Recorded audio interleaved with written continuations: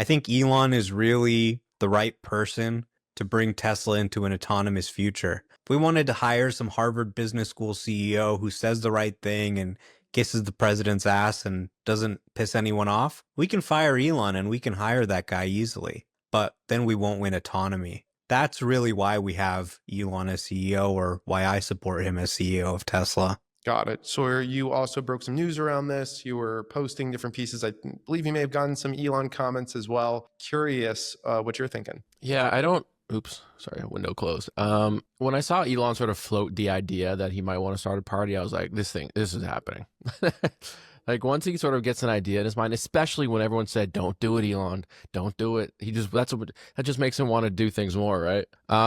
Yeah, my thoughts is I think Elon has always been guided by what he views as the most important thing to sort of save or help humanity at the time. And that shifts almost every year, it seems like. And, one year it's like AI with XAI, and then another year it's like humanoid robots or autonomous driving or politics. It was more so last year. And this year, I think he shifted away from Doge back into his companies and was like, I got to focus on increasing GDP with, Optimus robots, Tesla and AI and all that. And then I think he started to think maybe there's a path for a third party here. And I think he's sort of started to see some Trump support wane a little bit. And he was like, maybe I think he saw some other sort of middle, maybe slightly right Republican people in Congress saying, sort of wanting the same thing. And then maybe they'll Elon will bring them onto the America Party. But in general, it's still like super early innings right now. We don't really know how this is going to play out. We don't know what the impact is going to be. On one hand, he's probably going to piss off Democrats and Republicans sort of equally, but that might be okay actually in a way, because like I said last time, politics is sort of like a religion, and I think there's going to be a lot of support for a party in the middle.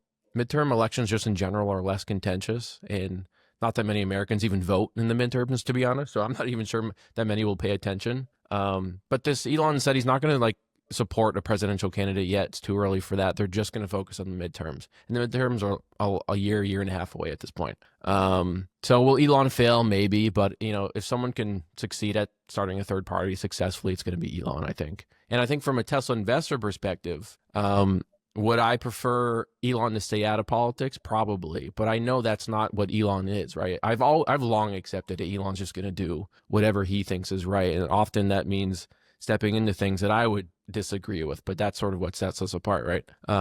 Last thing is, Elon has sort of been working for free at Tesla for years now because of this 2018 compensation package lawsuit case thing. And I know a lot of people say, well, yeah, he's a billionaire. He already has tens or hundreds of billions of dollars worth of stock in Tesla. And I'm like, if you already earned lots of shares in a company that you currently work at, would you be fine with your employer just not paying you anything going forward because you already own a bunch of stock? No, of course not. It doesn't matter whether you're a billionaire or you're worth $100,000. I think the same principle stands in that a CEO should be incentivized. The CEO's incentives should be aligned with shareholder interests. And right now, yes, Elon owns a lot of Tesla stock already, but he could leave Tesla and still own that same amount of Tesla stock. Let's put those 2018 compensation shares aside just because that case is still ongoing. We should get a verdict for that, I think, in November, December this year from the Delaware Supreme Court. But I would like the Tesla board to sort of present a new compensation package. I don't know if they're waiting for the Delaware case to sort of wrap up or if they can sort of do it anyways sooner. But to me, that would further incentivize and motivate Elon to be more focused at Tesla, to drive the share price higher, set really ambitious operational and market cap milestones. I think that's the best way to do it.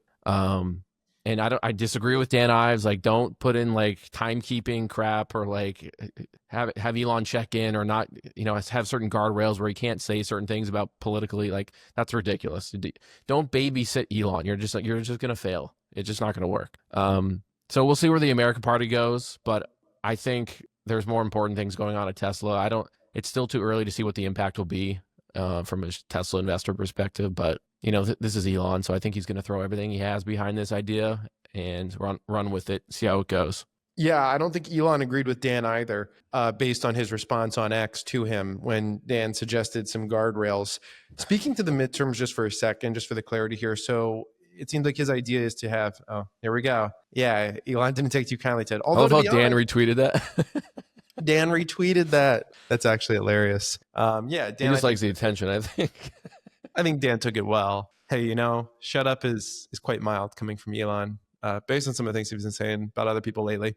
So, okay, so the plan here is basically some type of like midterms push for them, and they will have this party created, and they'll back candidates that are running within this party area and try to supplement or succeed essentially some of the candidates from traditional parties that are in these areas. And the candidates that they're running on will essentially embody these values of more of the don't add to our debt, maybe more pro EV, things along those lines, right? Yes, but I also worry that that's sort of what we saw last year with the Republicans. They said they were going to like cut spending, focus on that, codify all these Doge cuts, right, and do this and that. And now they're doing the opposite. Like just in the last week, we've seen obviously this really expensive, big, beautiful bill pass the Senate and Congress, and Trump has officially signed it into law now. So that's going to increase our deficit. So that's doing what the opposite of what Trump said he was going to do. Yeah. And then on top of that, I think they were talking about amnesty for illegals. And then on top of that, they don't want to talk about the Jeffrey Epstein files. And it's all these things that they ran on that they said they were going to do. They're doing the opposite. So that's just sort of like how politicians work. So I would be worried that even though the American Party might be well-intentioned, and this wouldn't be Elon's fault, he would certainly be well-intentioned, any candidates that would run on the American Party ticket, I'd be worried that, and I said this before, they would sort of get consumed by the Washington swamp, and that special interest, fundraising stuff would just start to cloud them, and then they would end up doing the opposite of what they ran on with the American parties. But again, I don't know what's going to happen. It's too early. I could be wrong about that. We'll just have to see. Yeah, I think you see this at all levels of not just government, but leadership. It seems like people have, one directive, and then they get into office, and then they're like, oh, all these people are just children. I need to, shelter them. Well, I think Elon feels sort of betrayed and like he was stabbed in the back a little bit. I think he spent a lot of his precious time and a lot of money. Yeah. And to be honest, his reputation, he put it on the line to back Trump and to help him win. And then Trump sort of goes, and he sets up Doge for Elon and all that. And then he goes and proposes this bill, which increases spending, sort of just throwing to the side all the efforts that Doge happened throughout the first few months of the administration. And so that's like a huge bummer for Elon. This guy's like life was at risk for a while there, more so than it used to be. A lot of death threats being thrown at him, all these people wanting him dead. People were firebombing like Tesla customer cars just because Elon stepped into politics. Like the personal toll it must have taken on him for a while there was probably pretty immense. I think this is just in response to like just feeling betrayed. He wants to just start his own party. Yeah, I want to talk a little bit about, this bill and what it means for EVs. But before we do get into that, Omar, any other comments just in regards to the politics side of this? I think American politics is broken. I think the federal government's broken. We as Americans have just gotten used to it. Oh yeah, $1 trillion deficits. Oh yeah, the government can't pass anything. It's just kind of normal for us, right? We've become kind of desensitized to it. I don't think it's the worst idea in the world for somebody to try something. Nobody's saying we love this two parties too much. I don't align with either of them. One wants union-made EVs, and the other wants cars powered by fossil fuels. I think there is actually room for a sensible middle ground that most Americans would identify with. And, people say, well, he should focus more on Tesla. All the other CEOs in the auto industry who were focused full-time on their companies did not manage to launch a robo-taxi service. He did, despite his involvement in politics. So I think the Tesla team is going to continue executing really well. I don't think this is going to be a sort of end of the world scenario. And honestly, this is why nothing ever gets fixed in American politics. People are afraid to try anything. They're afraid to say anything. There's pressure from shareholders to do nothing because, well, what if it makes my stock go down? And honestly, good for him for trying something. I think, is it probably going to be a failure? Yeah, I don't expect it to revolutionize the US government, but it's probably worth trying something rather than doing nothing. And it's probably true that some Tesla investors that have just been around a while are not going to be able to stomach this next sort of journey that he's going to go into politics. You have to sort of have brass balls to be a long-term Tesla shareholder, and the ups and downs. It's the craziest roller coaster ever. but I'm still gonna hold. Have been for over 7 years now. So we'll see how it goes. We hope you enjoyed this Gigacast clip. Of course, if you want to check out the full episode, we have that right up here in the corner, the latest video. In addition with that, make sure that you're subscribed to this channel for more amazing